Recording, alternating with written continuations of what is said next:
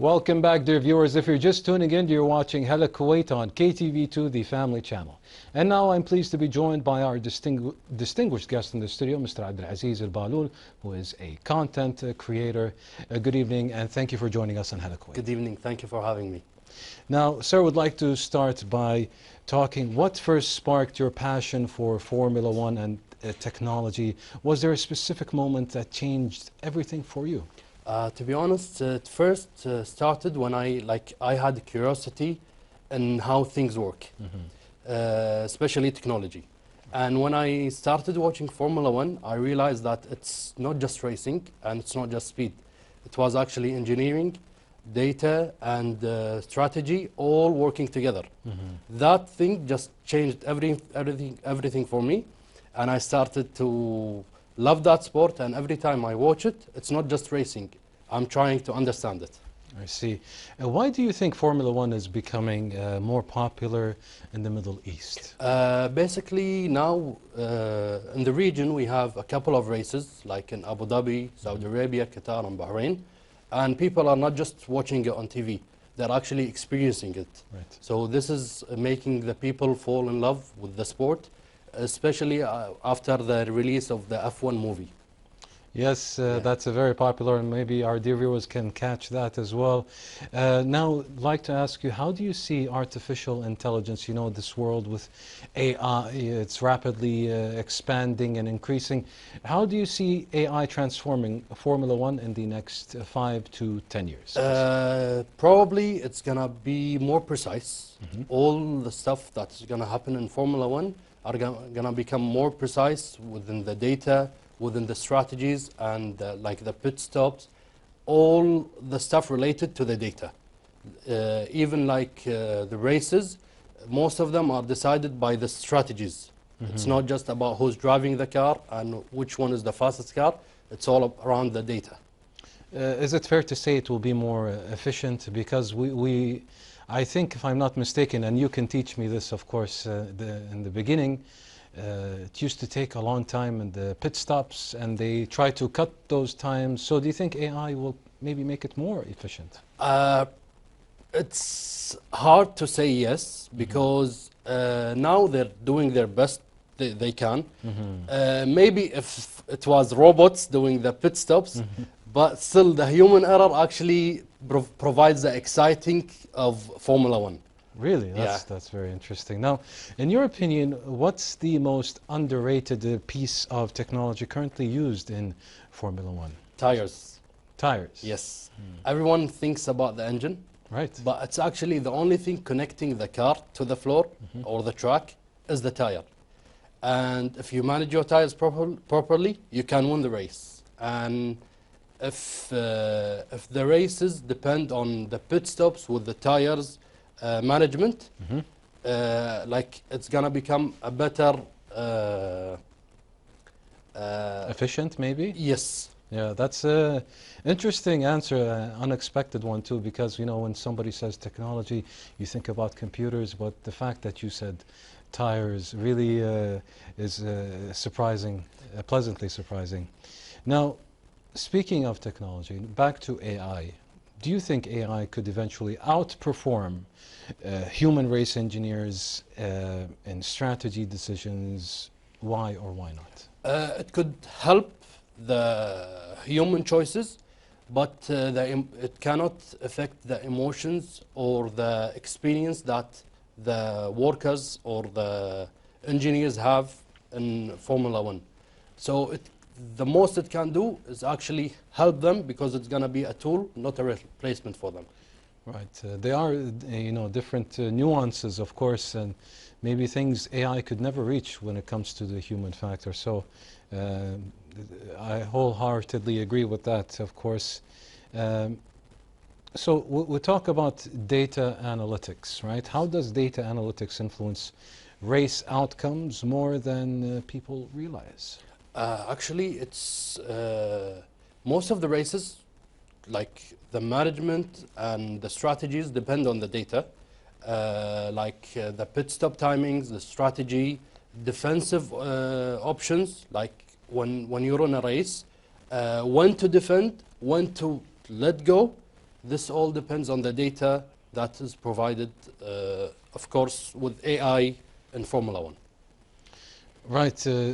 Now, Abdulaziz, if you had access to unlimited AI tools, right, what innovation would you introduce to Formula One? I would provide for the fans interactive insights.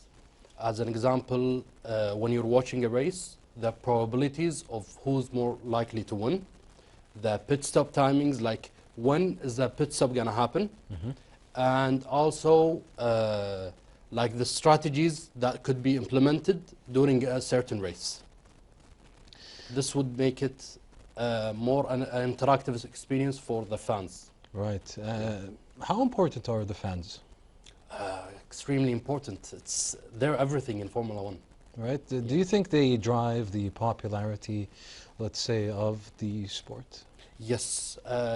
Before, like in the start of 2000s, Formula One had a big drop in race watches and people just following the sport. And they had to improvise with the marketings and sponsorships to get the fans back, because they were losing a huge amount of money. Really? Yes. That's interesting. Now, but when we speak about driving the promotion aspect of it, let's say, you know, with this new generation, do you think younger audiences help that even more? Especially that younger audiences are more, you know, social media savvy, let's say. So they know how to use the social media better, and maybe they are getting free promotion of the Formula One, right? Yes. Yeah, so is it fair to say that they are playing a big role?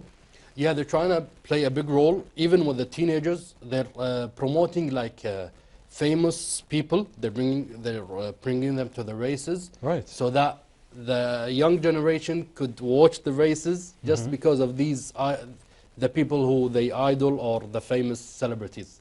Amazing. Yeah. What similarities do you see between competitive racing and the fast evolution of AI technology? Actually, it's really similar. Like in Formula One, teams try to develop stuff in small steps to achieve the better outcome. And even AI, it's growing slowly, but in every small step, after that, you're going to get a huge upgrade. Right. Yes. Well, Abdulaziz Albalool, we'd like to pause there, as we do have, of course, a report to show our dear viewers, as usual, everyone behind the scenes have been working diligently to bring you the best content, and with that, they have prepared. Welcome back, dear viewers, and of course, I am pleased to be joined once again with our dear guest in the studio, Mr. Abdulaziz Albalool, who is a content creator, and we are talking about the lovely sport of Formula One. And now I would like to ask you, sir, how do you simplify complex technical topics for your social media audience without losing depth? I try first to remove the complexity, the unnecessary complexity from it. And then I try to explain it in a natural way. It's just like I'm talking to a friend. And if someone understands me in 60 seconds, I've done my job. I see, yeah. That's a good strategy, of course, to have.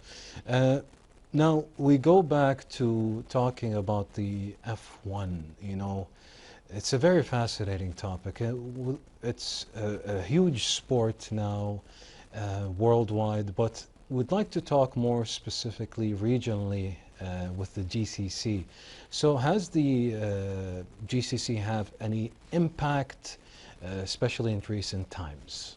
Actually, currently in Saudi Arabia, they're building another track in Al Qadiyah, and it's gonna be like one of the best tracks worldwide, because it's gonna have like a high stories and like multiple stories for the layout of the track. And even like we have a couple of content creators from the GCC. They are really promoting the sport. As an example, Car Review and Fahad Al-Raisi from UAE. And there's a couple of like drivers? What about drivers? Drivers. We have an Algerian driver. Okay. He's French, but he's actually originally an Algerian. MashaAllah. Isaac Hajar. Oh, Yeah. MashaAllah, yeah. And he performs well in those races? Actually, Isaac Hajar, he's the second behind Max Verstappen, so he's the second driver in his team. I see. Now, Yeah. what's one common misconception people have about Formula One technology? That it's just racing, and actually it's more complex than that. It's data and analysis, and everything happens actually behind the pit wall. Like the decisions of winning the race is not always on track. It's just on the pit wall. Right. So, you know, we touched on this earlier, maybe you can elaborate, of course, and expand. But, you know, F1 is a rapidly changing, can we talk about if there's any significant changes recently, whether it's with the rules, what's the whole sport? This season just started 3 races ago, and there was a big change actually with the engine. Now it's split 50 petrol and 50 electric. And how does that affect? Actually, it's affecting the fans mostly. A couple of drivers are complaining about that. It's saying like they're driving Super Mario, the game. And even the fans, they've lost some of the passion of the sport. Has it become slower or what? Yeah, it's really slower in the corners right now. The battery gets depleted rapidly. Oh, I see. Yeah. So, how do you stay updated with both cutting-edge AI trends and motorsport development? I try to follow races constantly, and even I join tech communities to follow the tech sides, also for the motorsport communities. Would like to dive deeper into the history of F1, Mr. Abdulaziz. And can you tell us, where did F1 come from? Formula One is basically a complex of ingredients, and it became a formula.